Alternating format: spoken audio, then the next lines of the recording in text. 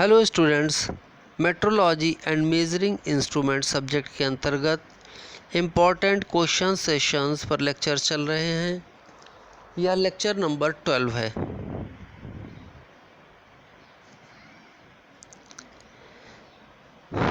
Question है, निम्न को परिभाषित कीजिए। पहला, परावर्तन या रिफ्लेक्शन। इस प्रश्न को 1991 तथा 2006 में पूछा गया था। दूसरा, अपवर्तन रिफ्रैक्शन, इसे 1991 में पूछा गया था। दाब या प्रेशर, इसे 2001 में पूछा गया था। वैसे आप इन प्रश्नों के उत्तर भली भांति जानते हैं क्योंकि इंटरमीडिएट में आप इनको पढ़ चुके हैं तथा हाई स्कूल में भी आपने इन प्रश्नों को देखा होगा।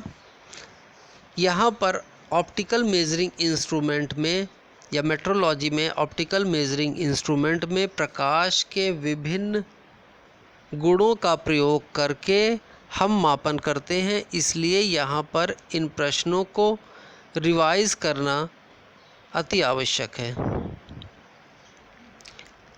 रिफ्लेक्शन ऑफ लाइट, प्रकाश का परावर्तन। यहाँ पर एक प्रकाश की किरण को परावर्तित होते दिखाया गया है। इसके लिए एक दर्पण या प्लेन मिरर का प्रयोग किया गया है। प्लेन मिरर पर एक प्रकाश की किरण बिंदु O पर आकर गिरती है और इससे टकराकर या रिफ्लेक्ट होकर यह बिंदु B की ओर चली जाती है। दर्पण की ओर आने वाली रे को इंसिडेंट रे या आपतित किरण कहते हैं तथा दर्पण से टकराकर लौटने वाली किरण को या रिफ्लेक्टेड रे कहते हैं या परावर्तित किरण कहते हैं। यदि बिंदु O पर एक लंब खींचा जाए तो इंसिडेंट रे के द्वारा बनाया गया कोण इंसिडेंट रे तथा अभिलंब द्वारा बनाया गया कोण I है तथा रिफ्लेक्टेड रे तथा अभिलंब द्वारा बनाया गया कोण R है। तो incident angle I is equal to reflected angle R के बराबर होता है। लॉज ऑफ रिफ्लेक्शन, आपतित किरण AO, परावर्तित किरण OB तथा अभिलंब ON तीनों एक ही बिंदु पर तथा दर्पण के तल में होते हैं।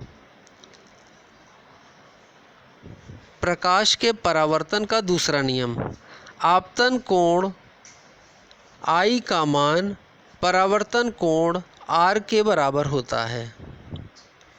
अब यदि इस दर्पण को थीटा कोण से घुमा दिया जाए तो परावर्तित किरण 2 थीटा कोण से घूम जाती है या परावर्तित किरण 2 थीटा कोण से अभिलंब से दूर चली जाती है।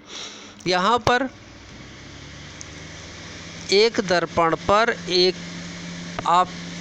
आपतित किरण 45 डिग्री के कोण पर दर्पण पर आकर टकरा रही है तथा यह परावर्तित होकर 45 डिग्री के कोण पर वापस चली जा रही है। अब यदि दर्पण को 15 डिग्री के कोण से झुका दिया जाए या घुमा दिया जाए तो यह परावर्तित किरण 30 डिग्री से घूम जाती है और यह परावर्तित किरण अब 60 डिग्री के कोण पर बाहर निकल जाती है। प्रकाश के रिफ्लेक्शन के नियम को गैल्वेनोमीटर व ऑप्टिकल कंपैरेटर इत्यादि में प्रयोग किया जाता है। रिफ्रैक्शन ऑफ लाइट, प्रकाश का अपवर्तन। यहाँ पर एक सघन माध्यम को एक आयत के द्वारा दिखाया गया है तथा इसके बाहर का माध्यम विरल माध्यम है। विरल माध्यम को टेंसर मीडियम तथा सघन माध्यम को डेंस मीडियम कहते हैं। अब यहाँ पर एक प्रकाश की किरण या इंसिडेंट रे सघन तथा विरल माध्यम के ऊपर एक बिंदु O पर टकराती है तो यह प्रकाश की किरण विरल माध्यम से सघन माध्यम के अंदर प्रवेश कर जाती है। इस रे को रिफ्रैक्टेड रे या अपवर्तित किरण कहते हैं। अब यदि आपतित किरण या इंसिडेंट रे तथा अभिलंब के बीच का कोण I है तथा अपवर्तित किरण तथा अभिलंब के बीच का कोण R है, जिसे रिफ्रैक्शन एंगल कहते हैं, तो यदि विरल माध्यम से सघन माध्यम में किरण प्रवेश करती है तो वह अभिलंब की ओर झुक जाती है। इसी प्रकार यदि सघन माध्यम से विरल माध्यम में प्रकाश की किरण प्रवेश करती है तो अभिलंब से दूर हट जाती है। Laws of refraction of light.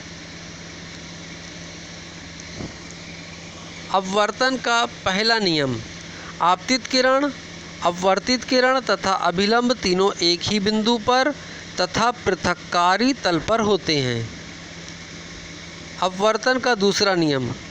आपतन कोण की ज्या या साइन I तथा अपवर्तन कोण की ज्या साइन R का अनुपात एक स्थिरांक होता है, अर्थात sine I upon sine R is equal to constant. इसे 1μ2 से भी निरूपित करते हैं, जहाँ 1 पहला माध्यम है जिधर से प्रकाश की किरण आ रही है, जबकि 2 दूसरा माध्यम है जिधर की तरफ प्रकाश की किरण अपवर्तन के पश्चात जा रही है। इसे स्नेल का नियम भी कहते हैं। यदि एक माध्यम वायु है तो sine I upon sine R को aμ2 लिखा जाएगा। इसे वायु के सापेक्ष माध्यम 2 का अपवर्तनांक कहते हैं या माध्यम 2 का परम अपवर्तनांक कहते हैं।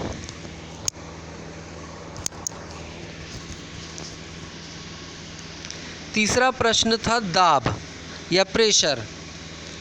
इकाई क्षेत्रफल पर लगाए गए बल को दाब कहते हैं। दाब बराबर बल बटा में क्षेत्रफल होता है। यदि बल की इकाई न्यूटन ली जाए तथा क्षेत्रफल की इकाई मीटर स्क्वायर ली जाए तो दाब का मात्रक न्यूटन प्रति मीटर स्क्वायर होता है।